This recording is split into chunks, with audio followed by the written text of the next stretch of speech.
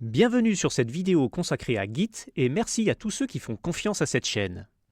Git est l'un des outils les plus utilisés en informatique, il est incontournable mais aussi source de difficultés. C'est pourquoi j'ai rassemblé ici 40 manipulations qui répondent aux problématiques les plus courantes. Pour maximiser la compréhension, un visuel permet de suivre en temps réel les états des clients, du serveur, des branches et des commits. Chaque étape est expliquée de manière concise et s'enchaîne pour former un scénario. Un premier visionnage de bout en bout permettra d'assimiler les possibilités offertes par Git et les problématiques auxquelles répond cette vidéo. Ces manipulations s'adressent à tous, de débutants à confirmés, cependant quelques connaissances de base sont utiles pour bien comprendre. Et enfin, on verra qu'avec Git on peut souvent faire la même chose de plusieurs manières différentes. On choisira en priorité les options explicites et faciles à retenir. C'est parti! Créons un dossier portant le nom de notre projet. On édite un petit README pour commencer, dans lequel on met un titre. Puis pour générer le projet Git, on fait simplement un git init. Cette commande crée un dossier .git contenant les informations locales de suivi ou de tracking. On appelle cela un dépôt, tandis qu'on nommera espace de travail le reste de nos sources dans le dossier projet. À ce stade, on peut déjà ajouter des fichiers, committer et créer des branches. Par défaut, la branche principale s'appelle master, mais il arrive souvent qu'on la nomme plutôt main. Dans la configuration globale du compte de mon ordinateur, je définis le nom de branche par défaut à main. Et dans l'espace de travail en cours, je modifie aussi le nom de la branche courante en main. Avant toute chose, il est important de compléter notre configuration. Pour rappel, avec l'option « globale, on définit une configuration par défaut pour l'utilisateur local, commune à l'ensemble de ses projets locaux. Sinon, la configuration s'applique à l'espace de travail courant. Ajouter son email est important. Pour la démo, j'utilise une version courte, mais il est conseillé de mettre un email réel. En option sur certaines plateformes, on peut préciser un email anonymisé pour préserver sa vie privée. Puis, on définit son nom avec application, car celui-ci sera enregistré dans l'historique de notre dépôt. Certaines commandes font appel à un éditeur que l'on peut préciser dans notre configuration globale. On peut aussi définir, dans la configuration de notre espace de travail par exemple, un éditeur pour les opérations de fusion, un style d'écriture des conflits adapté à cet éditeur, et un prompt false pour la commande merge tool qu'on abordera plus loin. Pour information, de nombreux IDE ont une fonctionnalité de gestion des conflits qui s'adapte à la configuration par défaut et qui facilite cette manipulation. Commençons rapidement par des commandes de base. Status affiche l'état de notre espace de travail. Un fichier en rouge est non suivi ou non traqué, c'est-à-dire qu'il n'a pas encore de référence dans le dépôt Git. Pour l'ajouter, on utilise add en précisant soit le nom du fichier à ajouter, soit un ensemble de fichiers, soit point qui désigne les fichiers éligibles. Quand on ajoute un fichier, on dit qu'on le met dans l'index, une sorte d'intermédiaire entre l'espace de travail et le dépôt. Un nouveau status affiche les fichiers qui seront traités et on fait un commit pour envoyer dans le dépôt. Mon éditeur s'affiche pour y mettre un message qui doit désigner de manière explicite les opérations réalisées. Quand tout est en ordre, status n'affiche plus rien. Et un petit log donne le détail de notre premier commit. Créons un dépôt distant. Pour cela, on clone notre dépôt avec l'option bear qui crée un dépôt nu, c'est-à-dire sans espace de travail. L'usage est de nommer son dossier nom du projet .git. Pour partager ce dépôt, on le copie sur un serveur distant, puis on supprime sa copie locale et c'est tout. Dans l'espace de travail de notre projet, il faut définir le dépôt distant avec remote. Par défaut, il n'y a rien. On fait un add, nom du dépôt distant qu'on appelle couramment origine, suivi de utilisateur@adresse leprojet.git pour un accès SSH. En rappelant remote-v, on voit que notre dépôt est bien enregistré. Pour info, on peut aussi créer un dépôt vide directement sur le serveur. On crée un dossier, on se déplace dedans, puis on fait un git init avec les options bear et éventuellement shared qui permet de donner accès au dépôt à plusieurs utilisateurs locaux. Cloner un projet consiste à créer une copie de travail et un dépôt local à partir d'un dépôt distant. Un simple git clone avec l'adresse de notre projet crée un dossier projet contenant nos sources. Dans notre scénario, Léa a créé le projet et Tom l'a cloné. Avec Git, on travaille de préférence dans des branches. Pour cela, on fait un git switch, -c pour create, puis le nom de la branche. 2 remarques à ce propos. Pour l'exemple, j'utilise un nom de branche très court par commodité. Ce nom peut être plus long, mais doit rester simple et explicite. Enfin, historiquement, on crée une branche avec git checkout-b. Cependant, bien que ces options soient marquées comme expérimentales, Git nous incite à utiliser switch et restore qui sont plus explicites. Pour nos exemples, on utilisera ces notations. Une fois notre branche créée, un status nous informe que nous sommes dedans. On peut modifier un fichier, comme ceci, puis créer un dossier qui contient un fichier HTML par exemple, et un autre fichier temporaire. On fait un status pour voir ce qui a été ajouté, un add point pour ajouter tout ce qui est éligible, un status pour vérifier avant de valider, et une validation avec une option "-m" et un message pour éviter d'avoir à le faire avec l'éditeur. Petite astuce pour savoir quelle est la branche courante. On peut faire simplement un git branch showCurrent. Cependant, historiquement, on peut aussi utiliser refparse avec l'option abrève-ref sur head. Refparse est une commande complète pour manipuler nos données de révision, et head est un pointeur qui indique la position courante de notre espace de travail dans l'arbre du projet. On verra qu'on peut déplacer ce pointeur où on veut pour faire toutes sortes de manipulations. Une fois notre branche créée, il faut faire un git push pour la pousser dans le dépôt distant. Et par défaut, ça ne marche pas parce que Git s'attend à ce qu'il y ait un upstream, c'est-à-dire une branche distante correspondant à notre branche locale. On a 2 solutions. La première, à chaque fois qu'on crée une branche, on définit l'upstream avec l'option setUpstream comme Git nous le suggère, avec le nom de notre dépôt distant et le nom d'une branche distante. Il n'est pas obligatoire que la branche distante porte le nom de la branche locale, mais c'est tout de même conseillé. C'est pourquoi on peut aussi spécifier dans la config globale une option Push Auto Setup Remote à True qui va appliquer la première solution de manière implicite. Ainsi, notre git push va aboutir et automatiquement rattacher notre branche locale à la branche distante du même nom. Et pour visualiser nos révisions de manière concise, on peut utiliser un log, mais il y a cependant mieux que cela. Dans notre configuration locale .gitconfig, on peut créer à la fin un petit alias qui va afficher simplement l'arbre de nos commits. Cet alias sera très pratique par la suite.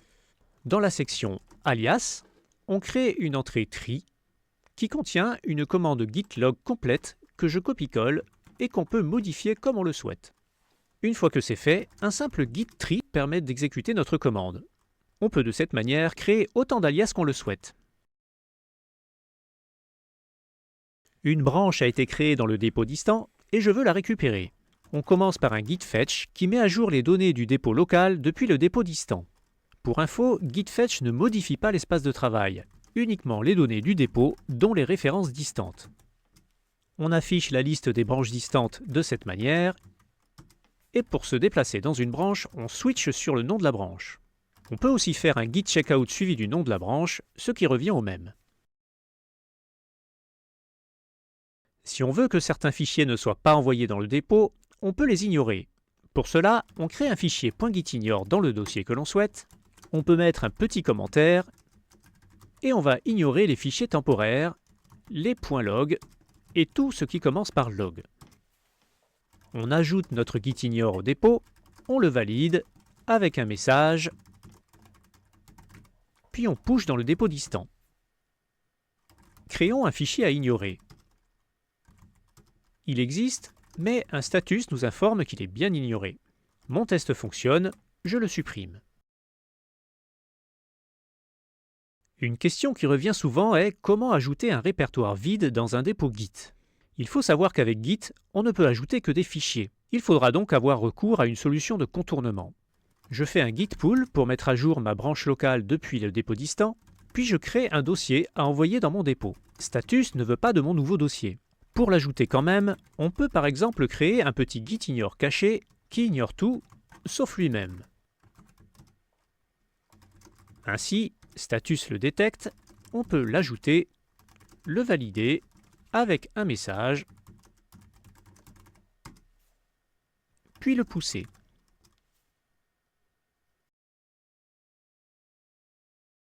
Je suis dans une branche que je mets à jour. J'ai précédemment ajouté dans mon dépôt un fichier qui est donc suivi, mais matché par mon nouveau gitignore. Comment le retirer du dépôt tout en le gardant dans l'espace de travail? Pour cela, je fais un git rm avec l'option cached pour le maintenir dans l'espace de travail. Et ainsi, je peux directement valider avec un message, puis pousser. Mon fichier est encore là, mais n'est plus disponible dans le dépôt et n'est plus suivi. Chez un autre utilisateur, une mise à jour aura pour effet de supprimer ce fichier de son espace de travail. Imaginons que je crée un dossier qui contient un fichier, puis je crée un fichier à la racine. Je peux ajouter ces fichiers de différentes manières. Nous connaissons git add point, mais on voit aussi git add-a ou git add-all. La différence entre ces deux options est que git add point va ajouter tout ce qui est éligible à partir du dossier courant, tandis que git add-all ajoutera tous les fichiers éligibles dans l'espace de travail complet. Un comportement à avoir en tête au besoin. Et je valide mes modifications pour la suite. Je viens de valider avec commit. Je n'ai pas encore poussé avec push, mais je veux modifier mon message. L'opération est très simple, on refait un git commit avec l'option amend suivi d'un nouveau message.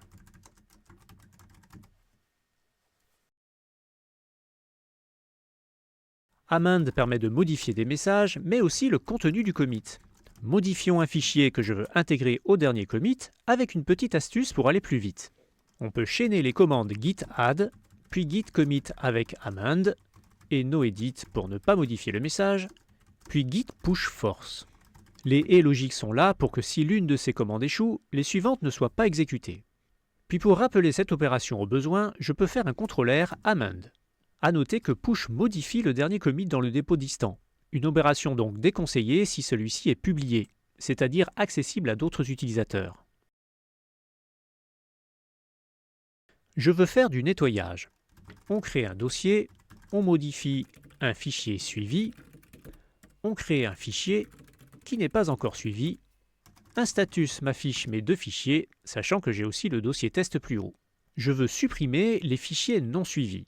Pour cela, on peut faire un git clean pour les fichiers et les dossiers en mode simulation. Il me détecte un dossier et un fichier que je peux supprimer définitivement en enlevant l'option -n. Les fichiers suivis, bien que modifiés, ne sont pas nettoyés par clean. Pour annuler ces modifications, on peut utiliser git restore. Un peu comme git add, mais pour rétablir l'état initial de mon head. Un status m'indique que tout est OK, je viens de nettoyer mon espace de travail. Abordons maintenant un problème courant. Un utilisateur modifie un fichier, puis le valide. Pour info, cette option -a est un raccourci qui ajoute automatiquement tous les fichiers suivis à l'exception des nouveaux fichiers. Puis on push. Un autre utilisateur crée un fichier sur la même branche, l'ajoute, le valide avec un message. Puis sur le tard, fait un pull pour mettre à jour la branche. Et là, Git se retrouve dans un état dit divergent avec deux commits en concurrence. Et il faut lui dire quoi faire. Soit on fusionne ces commits avec un merge, soit on rebase pour déplacer notre commit derrière les commits distants. Le fast-forward ou avance rapide est le comportement par défaut qui a pour effet de maintenir le pointeur head sur le dernier commit tant que tout est cohérent, ce qui n'est plus possible dans un état divergent. Choisir Rebase est souvent la solution. Pour cela, on va reprendre notre git pull avec l'option Rebase. De cette manière, ça passe, notre commit est positionné après le commit distant et on peut le pousser. On peut automatiser ce Rebase, mais il est tout de même conseillé de le faire de manière explicite. Modifions un premier fichier, comme ceci, puis un autre, comme cela, que l'on ajoute. Puis créons de nouveaux fichiers dans un dossier, puis un dossier et un fichier dans ce dossier. Un status affiche mes fichiers ajoutés et non suivis, et un fetch muet indique que je suis à jour du dépôt distant.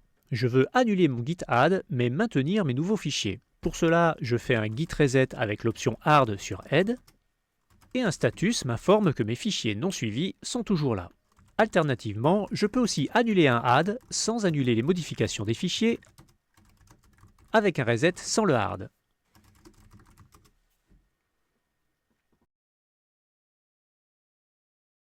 Petit rappel important, quelle différence y a-t-il entre un git pull et un git fetch? Un git fetch rapatrie les références distantes, c'est-à-dire l'état des révisions et des branches du dépôt distant, sans toucher aux références locales et à l'espace de travail. Le git pull est en quelque sorte un git fetch suivi d'un merge qui fusionne notre espace de travail local avec les données distantes. Pull va donc écrire les données dans notre espace de travail qui peuvent potentiellement se retrouver en conflit avec les données locales. Puis-je cependant forcer un git pull à écraser mes modifications locales? Absolument, il suffit d'enchaîner les commandes suivantes. On commence par un reset hard sur head, suivi d'un pull, suivi d'un clean, pour revenir à la normale en supprimant tout et ainsi retrouver un head vierge issu des données distantes. Petite astuce, un CTRL-R clean pour rappeler cette série de commandes qui peut aussi faire l'objet d'un alias. Comment supprimer mon dernier commit local que je n'ai pas encore pushé? Suivant ce que l'on souhaite, nous disposons de plusieurs solutions. La manière normale est de faire un reset sur le commit précédent avec un tilde. On peut pour info annuler 1 ou 2 ou x commits en précisant une valeur derrière le tilde. On se retrouve ainsi dans l'état juste avant notre dernier commit. Nos fichiers sont disponibles. On peut faire par exemple une petite modification, puis ajouter. La référence de notre head original avant le reset est dans .git orig head. On peut ainsi renouveler notre commit avec l'option "-c orig head". On valide le message et on push force pour remplacer l'ancien commit par le nouveau. En quelque sorte, ça revient à faire un amend en un peu plus compliqué. Remarquons au passage que cette opération a écrasé un commit distant. Forcer un push n'est jamais une opération anodine. Deuxième alternative, je veux tout supprimer de mon ancien commit avec l'option hard. De cette manière, il n'en reste plus rien et je push force pour revenir à l'état précédent. Je viens de faire un reset hard sur le commit précédent et je regrette. Est-ce possible de récupérer mes données? Eh bien oui, du moins tant que le ramasse-miettes de Git ne les a pas purgées, au bout de 90 jours par défaut. Avec un git reflog, je peux récupérer le hash de l'état qui précède mon reset. Ainsi, je peux rétablir mes fichiers avec un simple checkout. Je viens de récupérer des fichiers précédemment supprimés avec un hard reset. Cependant, je me retrouve dans un état dit de head détaché. Dans un état de head détaché, mon head pointe sur un commit orphelin qui n'est pas rattaché à ma branche courante. La première solution est d'annuler mon checkout avec un switch-, mais ce n'est pas ce que je veux. La deuxième solution consiste à créer une branche temporaire contenant mon commit, par exemple recup, puis je reswitch sur ma branche web afin d'y fusionner la branche recup. Mon commit a été déplacé sur web, je push et je peux supprimer recup sans danger. De cette manière, nous venons de terminer la récupération de notre commit. Enfin, pour rétablir l'état de la branche chez les autres utilisateurs, on fetch pour récupérer les références distantes, on switch sur web et on appelle pull en rebase. Le commit récupéré est bien présent dans la branche courante. Imaginons maintenant que nous faisons un reset hard sur le commit précédent que l'on push pour de bon. Dans ce cas, si un autre utilisateur fait un git pull, il se retrouve avec un commit en trop. Il faut donc le récupérer avec un rebase pour éviter de pousser par erreur le commit supprimé. Évidemment, ce genre d'opération d'annulation n'est pas conseillé, en particulier si le projet est publié. Renommons une branche Git en local et à distance. On commence par un branche-m pour renommer en local la branche courante en website. Le nom de la branche distante doit être supprimé.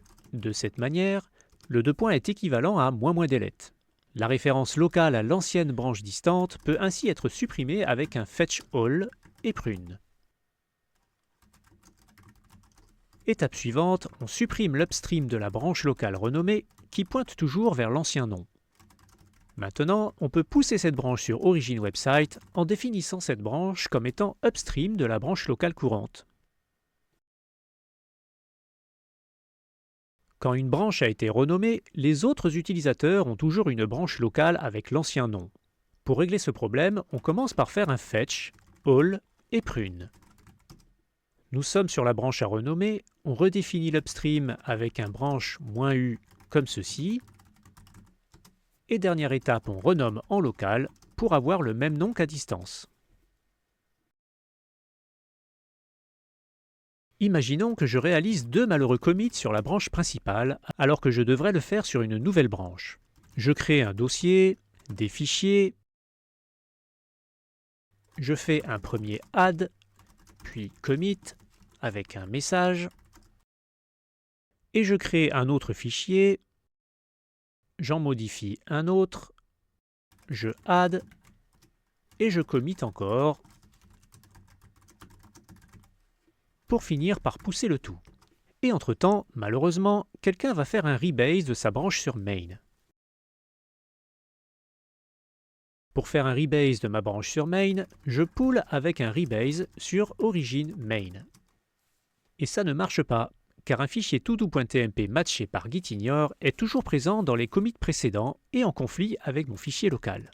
J'annule mon rebase et je peux résoudre mon problème en faisant un git stash -all. Stash va prendre toutes les modifications locales en cours pour les mettre de côté et ainsi rétablir un head vierge. Le -all permet d'y inclure, entre autres, les fichiers ignorés. De cette manière, mon pull rebase va fonctionner.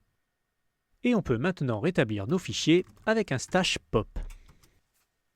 On pousse sur le dépôt distant notre branche rebasée, donnant l'illusion que notre branche commence à la fin de main. Précision importante, un rebase recrée les commits en modifiant leurs références. De ce fait, les utilisateurs qui ont récupéré l'ancienne branche se retrouvent avec des références qui n'existent plus. Revenons à notre problème initial. Je viens de pousser 2 commits sur la branche principale que je veux déplacer dans une nouvelle branche. Depuis main, je crée une branche doc. Il faut bien avoir en tête qu'elle est rattachée au dernier commit de ma branche principale. Je reviens sur main, et pour déplacer mes commits, je les retire avec un reset hard de head -2. Et voilà, la magie a opéré, la branche doc contient encore mes 2 commits, et main est descendu de 2 crans. Pour pousser dans le dépôt distant, je push sur origin main en forçant, puis je switch sur doc et je push également cette branche avec un force. Il nous faut annuler un rebase sur la branche website pour rétablir l'état précédent. On commence par un fetch. Notre branche website est derrière la branche doc, je veux la rétablir sur main. Suite au dernier rebase, orighead a été rempli avec la référence de l'état précédent. Je fais donc un simple reset hard sur orighead. Mon ancienne branche est rétablie, je peux pousser en force et je vois que tout s'est bien passé, ma branche est liée à main. Les autres utilisateurs sur la même branche doivent rétablir la situation avec un pull rebase au besoin. Je ne sais pas où j'en suis. Je veux que ma branche locale principale matche exactement celle du dépôt upstream. Je me déplace sur main, je fetch depuis origin, et enfin, je reset hard depuis origin main. Imaginons que pour un commit particulier, je me trompe de branche.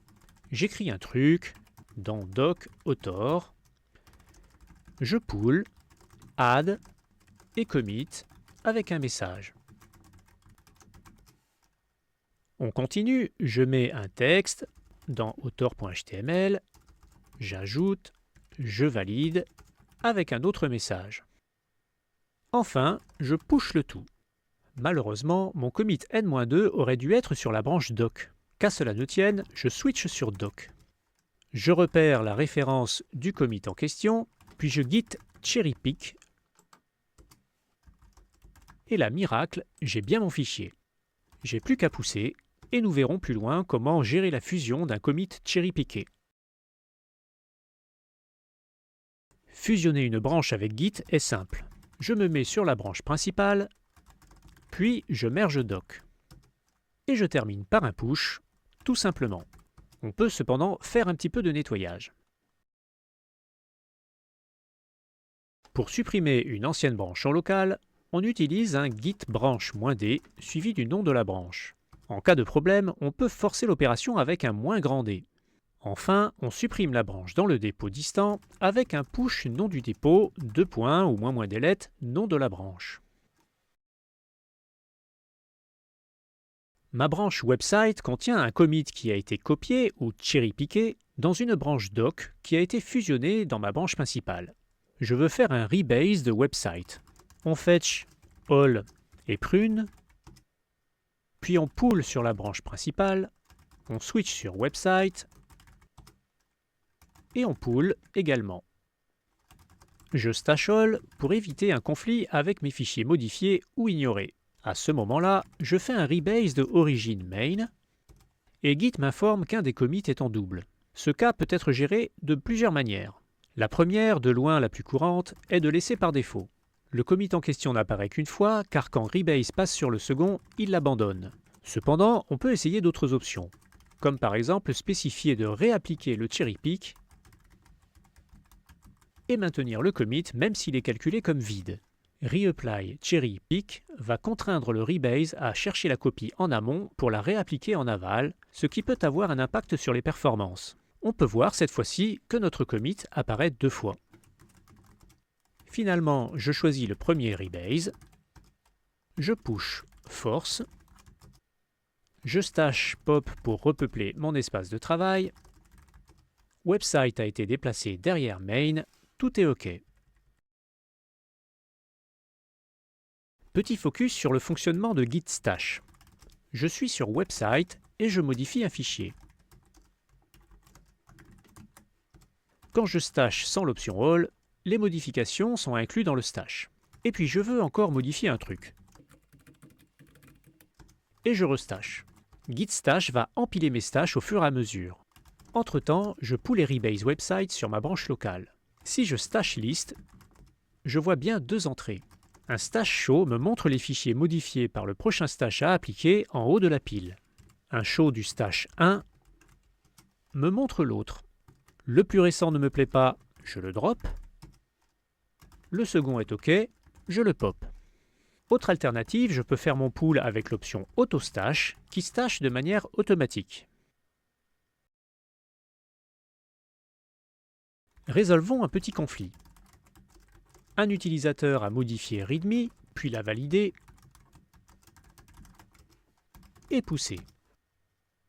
Un autre utilisateur qui travaille aussi sur README le valide et pull.